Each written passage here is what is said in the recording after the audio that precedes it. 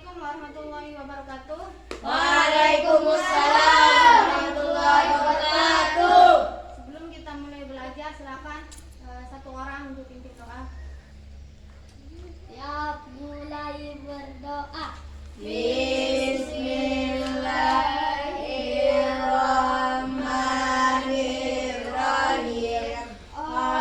Allahumma inna nas'aluka bika an tusalliya wa tusallima ala sayyidina Muhammadin wa ala sairil anbiya'i wal mursalin wa ala alihim wa sahbihim wa jama'in wa antu amirona total watani wa total banati bi furu'ihima ila yaumiddin wa antam surana wa tabtaha alaina wa tarzuqana wa tafadona wa taghfirana wa li jami'il muslimin ya Allah ya hayyu ya qayyum la ilaha illa anta. Oke, sebelum kita mulai belajar, saya ingin absen kalian satu persatu. Yuda, Hadir Bu. Okta, Haikal Suryateja, Hadir. Imam Nugraha, Hadir Bu. Yuliza Hilunisa, Hadir. Ziyadatus Soleha, Hadir. Istina. Ya, berhubung ada temannya yang nggak masuk? Dara. Nggak ada? Nggak ada, Bu. Berarti semuanya masuk. Ada Bu. Oke, sebelum kita mulai belajar, Assalamualaikum warahmatullahi wabarakatuh. Waalaikumsalam warahmatullahi wabarakatuh. Alhamdulillahirabbil alamin, wassalatu wassalamu ala asrofil anbiya'i wal mursalin wa alihi wa ashabihi min kirami ajmain, amma ba'du. Pertama-tama mari kita panjatkan puja dan puji syukur kita kehadirat Allah Subhanahu wa taala yang telah memberikan kita berbagai macam nikmat, terutama nikmat iman, kesehatan, kesempatan, sehingga pada hari yang berbahagia ini kita masih bisa berkumpul di sini di tempat yang insya Allah barokah ini. Kedua kalinya tidak lupa pula kita haturkan sholawat serta salam atas junjungan alam Nabi besar Muhammad Sallallahu alaihi wasallam yang telah membawa kita dari alam kegelapan menuju alam yang terang benderang. Dengan kata lain, minaz zulumati ilan nur. Alhamdulillah. Pada kesempatan kali ini, di masa-masa ini masih banyak sekali yang kita lihat keterbatasan belajar kita karena masa ini masa-masanya corona COVID-19. Sekolah ditutup untuk sementara dan sekarang ini kita akan belajar bareng, berdiskusi di sini. Ada yang tahu apa yang akan kita pelajari sekarang dan diskusikan sekarang? Nah, bentar. Baik, yang akan kita pelajari sekarang yaitu tentang teks berita.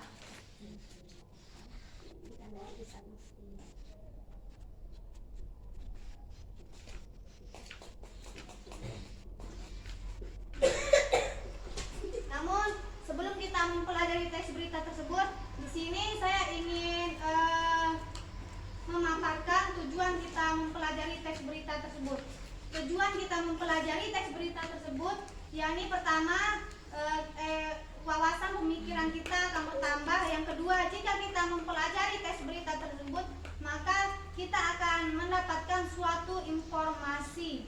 Nah, sebelum kita lanjut belajar di sini, saya akan menggunakan metode diskusi sama metode ceramah yang dimana saya menjelaskan terlebih dahulu, kemudian nanti pada akhirnya saya akan memberikan tugas pada kalian dan satu orang akan maju ke depan untuk membacakan tugasnya tersebut.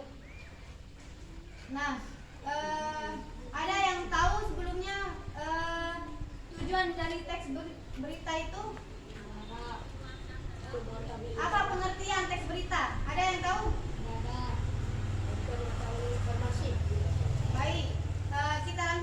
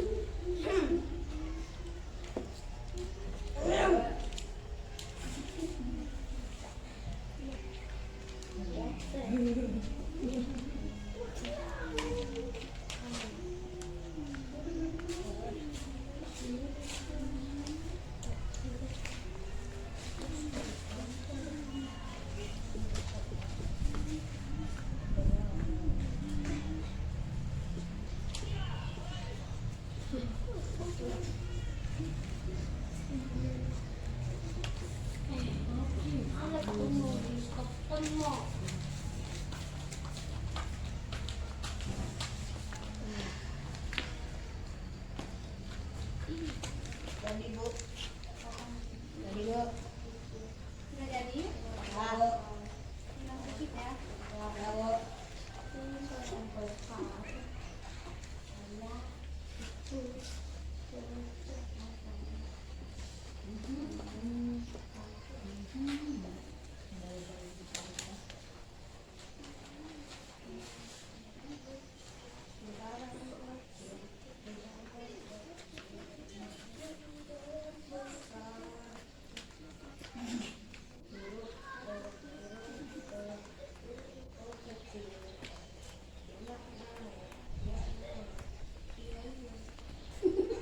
Gimana gerakan dari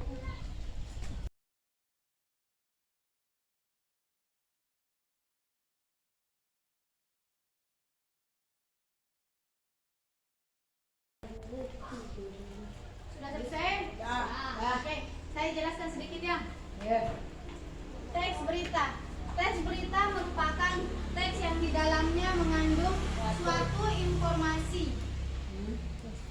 Selain teks berita itu ada juga tujuan dan fungsi teks berita. Tujuan dan fungsi teks berita itu ada banyak sekali, tapi di sini saya menuliskan 3 saja poin yang terpenting. Yang pertama, tujuan dan fungsi dari teks berita yaitu mendapatkan informasi. Nah, ketika kita mempelajari teks berita tersebut, otomatis kita akan mendapatkan suatu informasi. Yang kedua itu menambah wawasan. Nah, ketika kita mempelajari teks berita tersebut, maka wawasan pemikiran kita akan bertambah. Yang ketiga itu sebagai pelajaran hidup. Nah, misalkan ada suatu fakta atau kejadian yang kita pelajari di dalam berita tersebut tidak baik, maka kita harus menghindari berita tersebut. Kita jangan sekali mengambil buruknya, mari kita ambil yang baik-baik saja. Nah, setelah fungsi dan tujuan, ada bentuk-bentuk teks berita. Nah, di sini bentuk-bentuk teks berita itu ada 5. Yang pertama itu berita langsung. Nah, kenapa ini disebut dengan berita langsung? Karena pada saat mengumpulkan suatu informasi, para wartawan atau pencari berita itu turun secara langsung ke lokasi kejadian.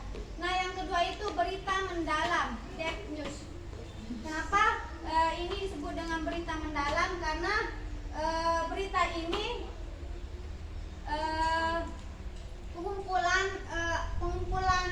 pengumpulan data-datanya dilakukan secara mendalam atau lebih detail.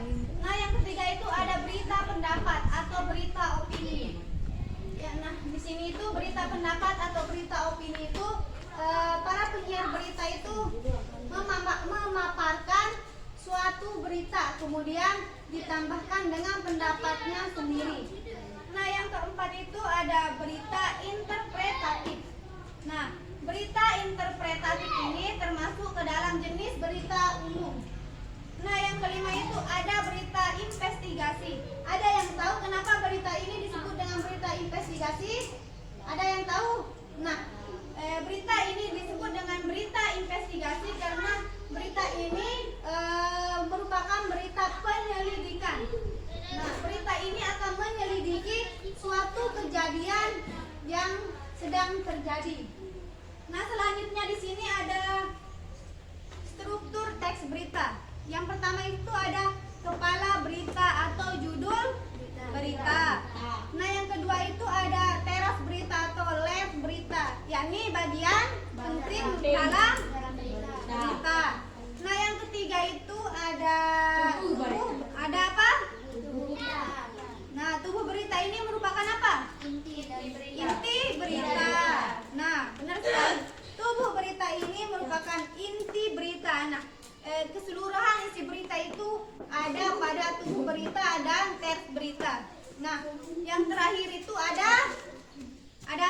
Ekor berita. Ada ekor berita. Ada yang tahu ekor berita itu apa? Tahu, Bu. Nah, ekor berita ini merupakan pelengkap berita. Nah, ekor berita ini yang akan melengkapi berita yang sudah ada. Nah, selanjutnya di sini ada unsur-unsur berita. Unsur-unsur berita itu ada berapa? Ada yang tahu unsur-unsur berita itu ada berapa? Ada? Nah, ada yang tahu? Ada yang bisa sebutkan? Coba, Imam. Apa?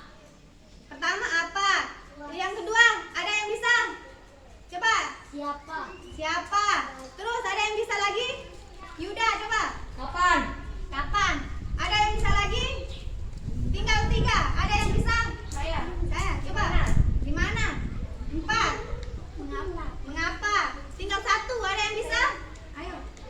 Bagaimana anak?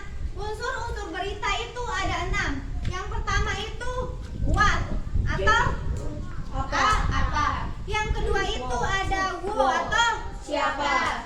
Yang ketiga itu ada when atau Apa? Yang keempat itu ada Where? where atau di mana. Yang kelima itu ada why atau mengapa. Yang keenam itu ada how atau Bagaimana. Nah, kata apa ini digunakan untuk kata apa? Kata apa ini digunakan ketika menanyakan apa? Unsur berita. Apa yang Nah, tepat sekali. Kata apa ini digunakan ketika menanyakan suatu peristiwa apa yang sedang terjadi. Misalkan peristiwa apa yang sedang terjadi. Nah,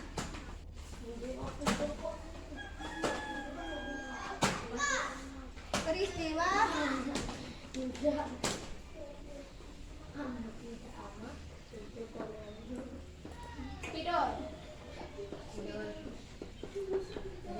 Peristiwa apa saja yang terjadi. Nah, mana kata apa itu? Ini dia. Nah, jadi kata apa itu digunakan untuk menanyakan peristiwa apa yang terjadi. Nah, yang kedua itu ada kata siapa.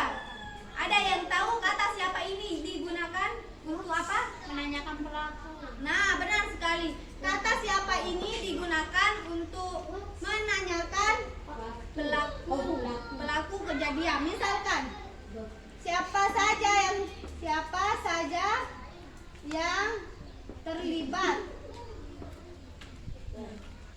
dalam kejadian tersebut. Nah, ini kata siapa ini menanyakan tentang pelaku siapa saja yang terlibat dalam suatu kejadian tersebut. Nah, yang ketiga itu ada kata kapan. Ada yang tahu kata kapan ini? Waktu terjadinya suatu peristiwa. Tepat sekali. Kata kapan ini digunakan untuk menanyakan waktu kejadian suatu peristiwa. Nah, yang keempat itu di mana? Ada yang tahu di mana itu? Untuk menanyakan apa? Kata terjadinya peristiwa. Tepat sekali. Kata di mana ini digunakan ketika menanyakan tempat kejadian. Misalkan di mana peristiwa itu terjadi. Misalkan nih, dalam berita itu ada berita gempa bumi. Nah, misalkan ada yang bertanya, di mana gempa bumi itu terjadi. Nah, kata di mana itu menunjukkan kata tempat. Yang kelima itu ada mengapa. Ada yang tahu kata mengapa ini digunakan untuk menanyakan apa? Penyebab. Tepat sekali. Mengapa ini digunakan untuk menanyakan suatu peristiwa yang terjadi. Mengapa peristiwa itu bisa terjadi? Apa alasannya? Kata mengapa ini akan menanyakan alasan mengapa peristiwa itu terjadi. Nah, yang terakhir itu ada kata bagaimana. Nah, kata bagaimana ini digunakan ketika menanyakan misalkan gini, bagaimana proses kejadian tersebut terjadi, misalkan ada berita gempa bumi. Nah, ada yang bertanya bagaimana proses terjadinya gempa bumi tersebut. Nah, kata bagaimana itu dinyatakan untuk proses terjadinya apa? Nah, proses terjadinya suatu peristiwa digunakan, kata bagaimana ini digunakan untuk menanyakan suatu proses peristiwa itu, kejadiannya bagaimana kejadian tersebut bisa terjadi. Nah, sampai di sini ada yang belum dipahami atau ada yang belum dimengerti? Kalau ada yang belum dipahami dan belum dimengerti, silakan ditanyakan. Ada.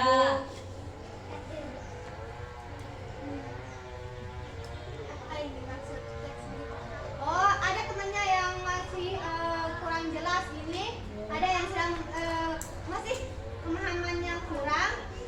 Silakan saya beri kesempatan kepada temannya. Ayo silakan, Yuliza. Apa yang dimaksud dengan cerita? Ada lagi yang belum paham? Silakan bertanya kalau ada yang belum paham.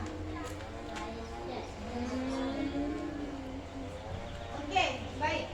Teks berita merupakan teks yang dimana ketika kita mempelajari teks tersebut, maka kita akan mendapatkan suatu informasi. Misalkan gini, kita membaca teks berita yang berjudul gempa bumi, maka kita akan mendapatkan informasi tentang gempa bumi di dalamnya. Sudah paham? Paham. Ada yang lain? Sudah ada. Oke, kalau tidak ada berarti semuanya Nah, saya ingin bertanya nih pada satu saja yang bisa jawab. Unsur-unsur berita itu ada berapa? Coba. Unsur-unsur berita itu ada berapa? Sebut.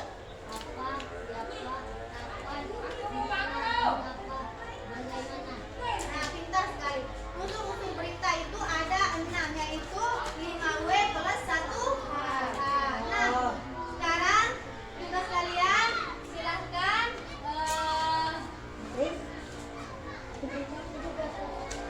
minggu depan kalian mengumpulkan tugas. Sekarang saya akan memberikan tugas kalian. Silahkan baca teks berita ini. Silahkan telaah berita ini, teliti mulai dari judul berita itu apa yang terjadi di berita tersebut, tempat kejadiannya di mana, sesuai dengan pertanyaan yang ini, 5W plus 1H. Silahkan kalian pelajari dan silahkan kalian kerjakan serta telaah. Silahkan kalian kerjakan secara berkelompok.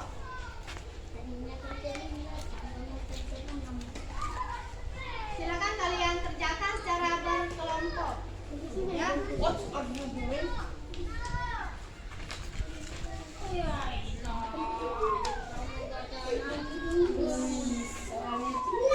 Oke, perhatikan. Perhatikan semuanya. Silakan pelajari materi ini. Minggu depan kita bertemu kembali dengan pelajaran yang sama, dan silahkan pelajari dan kerjakan tugas kalian. Ingat, tugas kalian harus dikerjakan, dan minggu depan saya suruh 1 orang untuk maju ke depan. Oke? Mungkin pertemuan kita kali ini kita cukupkan sampai di sini. Untuk menutupi pertemuan kita pada pagi hari ini, mari kita lapaskan sama-sama, yaitu lapas alhamdulillahirobbilalamin. Oke, kurang lebihnya saya mohon maaf. Wassalamualaikum warahmatullahi wabarakatuh. Waalaikumsalam warahmatullahi wabarakatuh.